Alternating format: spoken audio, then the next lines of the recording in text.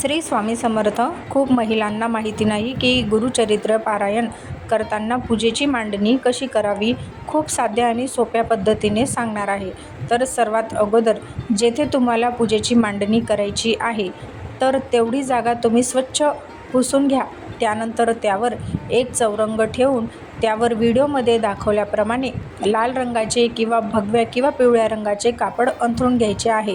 त्यानंतर पाटाच्या एका साईडला फोटो किंवा मग श्री स्वामी समर्थ महाराजांची मूर्ती, दत्त महाराजांची मूर्ती किंवा मी ठेवलेला आहे तसा फोटो ठेवू शकता. फोटो छोटा असो मोठा असो मूर्ती असो पण काहीतरी ठेवणं गरजेचंच आहे, त्याशिवाय चालणार नाही.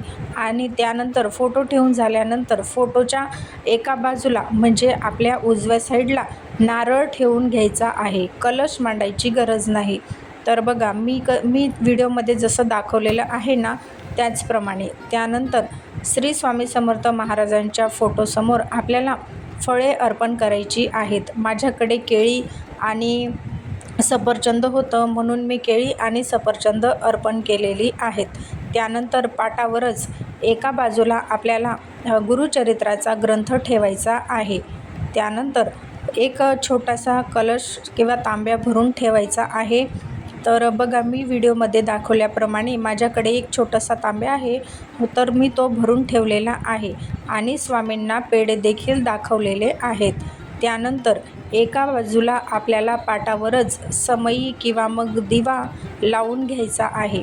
दिवा प्रज्वलित झाल्यानंतर श्री स्वामी समर्थ महाराजांच्या फोटोला किंवा मूर्तीला लावण्यासाठी ह्या अष्टगंधामध्ये थोडेसे पाणी आणि हिना अत्तर मिसळून मगच हे अष्टगंध दत्तगुरूंच्या फोटोला मी लावून घेतलेला आहे.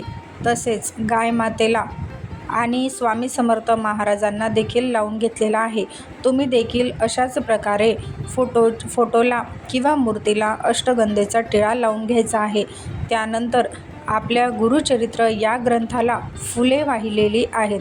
बघा गुरूंना पिवळा रंग खूप आवडतो. श्री स्वामी समर्थ महाराजांना पिवळ्या रंगाची फुलं खूप आवडतात म्हणून मी पिवळ्या रंगाची फुले देखील वाहिलेली आहेत अशा प्रकारे. त्यानंतर धूप देखील लावून घेतलेला आहे. धूप दीप झाल्यानंतर मनोभावे श्री गुरुदत्तांची व स्वामी समर्थ महाराजांची आरती करायची आहे. तर अशा प्रकारे तुम्ही श्री गुरुचरित्र पारायणाची साध्या आणि सोप्या पद्धतीने मांडणी करू शकता. जास्त काहीही करायची गरज नाही. खूप साध्या सोप्या पद्धतीने तुम्ही गुरुचरित्र पारायणाची मांडणी करून आपले गुरुचरित्र पारायण करू शकता.